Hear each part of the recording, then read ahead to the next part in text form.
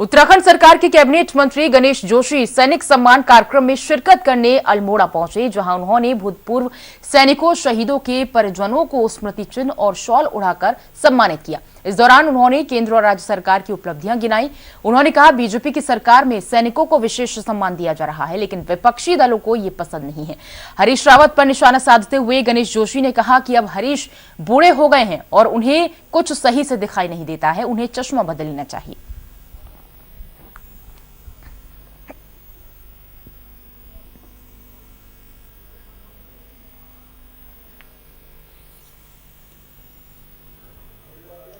बुढ़ापा है, आंखें कमजोर हो गई हैं, चश्मा पुराने नंबर का है, उनको बोलो अपना चश्मा बदली करें और उस नजरिए से देखें। आज डबल इंजन की सरकार ने जितना काम किया है, चाहे ऑल वेदर रोड की बात हो, चाहे कर्णप्रयाग तक रेल पहुंचाने की बात हो,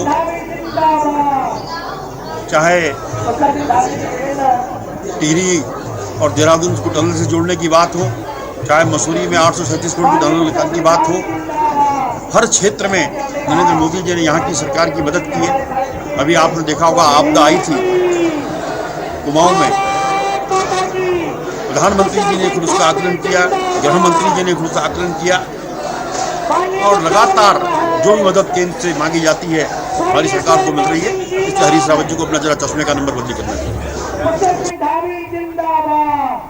और ज्यादा जानकारी के लिए संवाददाता श्रीनिवास पंत हमारे साथ जुड़े हुए हैं देहरादून से।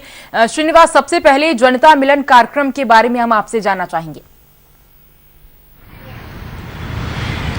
बिल्कुल पूजा, आपको बताना चाहूँगा, उत्तराखंड के मुख्यमंत्री बतौर मुख्य अतिथि आज मुख्यमंत्री आवास पर स्थित जनता मिलन सभागार में उत्तराखंड आत्मनिर्भर उत्तराखंड एट 25 इस कार्यक्रम यानी एक सम्मेलन का आयोजन किया गया है, जिसमें बतौर मुख्य अतिथि शिरकत कर रहे हैं। और इस आत्मनिर्भर उत्तराखंड का जो सम्मेलन कराने का मकसद है, उसके पीछे अगला जो दशक आने वाला है, जिसके संकेत प्रधानमंत्री ने दिया था कि उत्तराखंड का जो अगला दशक होगा वो युवाओं का होगा।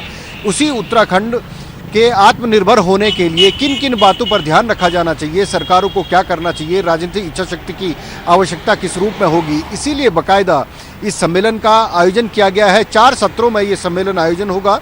पहले सत्र में मुख्यमंत्री इसका शुभारंभ करेंगे, उनके साथ मुख्य सचिव मौजूद रहेंगे। इसके अलावा अगर बात करें तो भारत सरकार के प्रधान सलाहकार हैं, जो वैज्ञानिक सलाहकार हैं, वो मौजूद रहेंगे। नीति आयोग के उपाध्यक्ष मौजूद रहेंगे।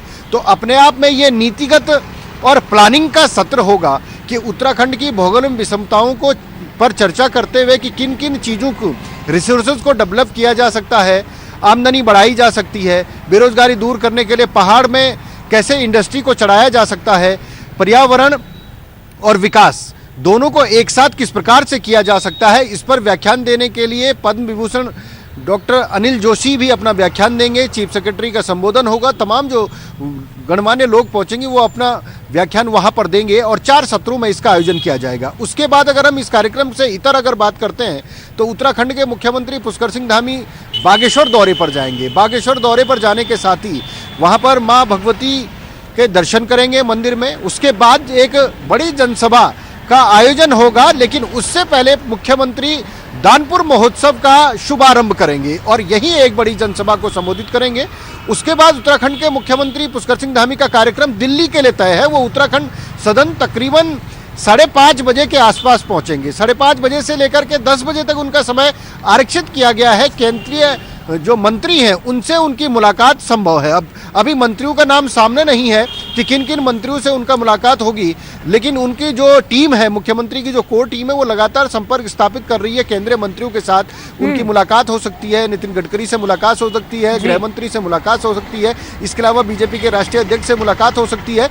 उसके बाद रात्रि तकरीबन 12 बजे के आसपास मुख्यमंत्री की वापसी होगी और वो देहरादून मुख्यमंत्री आवास पहुंचेंगे। ठीक है, ये तो जनता मिलन और उनके तमाम दौरों की बातचीत हो गई, वो पूरी जानकारी हो गई। लेकिन देघाट भी पहुंचे सीएम पुष्कर सिंह धामी, वहां पर भी उन्होंने अपनी उपलब्धियां गिनाई और कई कह सकते हैं कि ये योजनाओं का भी उन्होंने शिलान्यास किया। उसके बारे में भी जानकारी आपसे जानना चाहेंगे श्रीनिवास।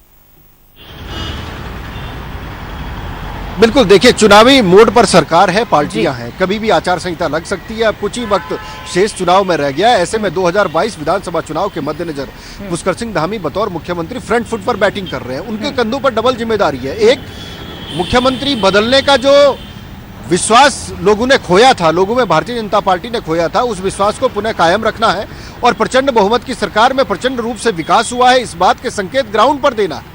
इसीलिए मुख्यमंत्री लगातार दौरे कर रहे हैं, चाहे गढ़वाल हो, कुमाऊं हो, मैदानी जिला हरिद्वार हो या देहरादून की बात कर लें या फिर उधम सिंह नगर की बात कर लें, जाकर के तमाम हजारों करोड़ की योजनाओं को वो शिलान्यास कर रहे हैं, घोषणाएं कर रहे हैं। और लगातार मुख्यमंत्री की कोशिश है कि विकास की जो योजना है, जो भारत सरकार और राज्य सरकार के संयुक्त तत्वाधान में संचालित की जाती है, उसका लाभ उत्तराखंड की जनता को मिल सके। इसीलिए तमाम क्षेत्र में जाकर के मुख्यमंत्री ऐसी घोषणाओं को कर रहे हैं ताकि उसका लाभ आने वाले समय में पार्टी को इस रूप में मिल सके कि वोट बैंक के रूप में पार्टी एक बार फिर से सरकार बनाने में कामयाब हो जाए। और इसी दौरे में, इसी कड़ी में मुख्यमंत्री और उनकी पूरी कैबिनेट लगातार अलग अलग जगहों पर जाकर के कहीं शिलान्यास हो रहा है, कहीं भूमि पूजन हो रहा है, कहीं पुलों का निर्माण करने की बात हो रही है, कहीं डीपीआर तैयार हो रहे हैं। तो ये वो तमाम अंतिम दौर के काम है जो 85% जो मुख्यमंत्री ने दावा किया, ये पार्टी दावा करती है। चुनाव का जो घोषणा पत्र था, विजन डॉक्यूमेंट 2017 था, उस पर 85% काम पूरे हुए हैं। लेकिन मतलब श्रीनिवास, साफ तौर से हम ये कह सकते हैं कि देखिए, सीएम धामी ये बहुत अच्छी तरीके से जानते हैं कि बहुत कम महीनों के लिए उन्हें मुख्यमंत्री पद की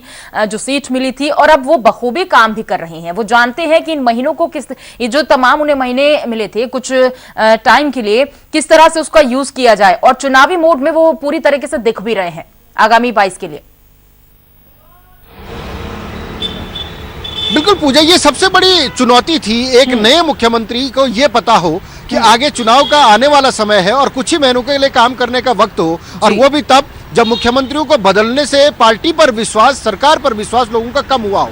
ऐसे में उन्होंने आपने देखा होगा आंगनबाड़ी कार्यकर्तियों को लाभ दिया है, उन्होंने जो पीआरडी के जवान थे उनका वेतनमान बढ़ाया है, उन्होंने कहीं ना कहीं पुलिस के ग्रेड पे को लेकर के आगे बात रखी है, तो उस पर भी उन्होंने अपना साथ उनका मिला है। इसके अलावा अगर हम बात करते हैं कि तमाम तरीके की दुश्वारियों को दूर करने का उन्होंने काम किया। और जहां तक देवस्थानम बोर्ड का सवाल है, देवस्थानम बोर्ड पर कमेटी बना करके कमेटी ने अपनी रिपोर्ट उनको सौंप दी है। 30 नवंबर की डेडलाइन है। आज तीर्थ पुरोहित भी कहीं ना कहीं आक्रोश रैली इसी रूप में निकाल रहे हैं कि सरकार के ऊपर दबाव बने। और मुझे जो उम्मीद है कि ये लगता है कि धामी जिस माहौल को देखते हुए, जिस प्रकार से लगातार कोशिश कर रहे हैं जनता के बीच में विश्वास बनाते हुए, वो तीर्थ पुरोहितों को मनाने में भी कामयाब हो जाएंगे और उन्हीं के अकॉर्डिंग देवस्थानम बोर्ड पर कोई उचित फैसला लेने में भी कामयाब होंगे। बिल्कुल बिल्कुल, तो मुद्दे बहुत सारे हैं और चुनावी मोड में इस वक्त सीएम धामी दिख रहे हैं। लगातार कई दौरे वो लगातार कर रहे हैं और इससे पहले भी वो कई बार दौरे कर चुके हैं। देघाट पहुंचे थे जहां पर विकास कार्य का उन्होंने शिलान्यास किया और अपनी उपलब्धियों को गिनाया। बहुत बहुत शुक्रिया करेंगे आपका श्रीनिवास, पूरी जानकारी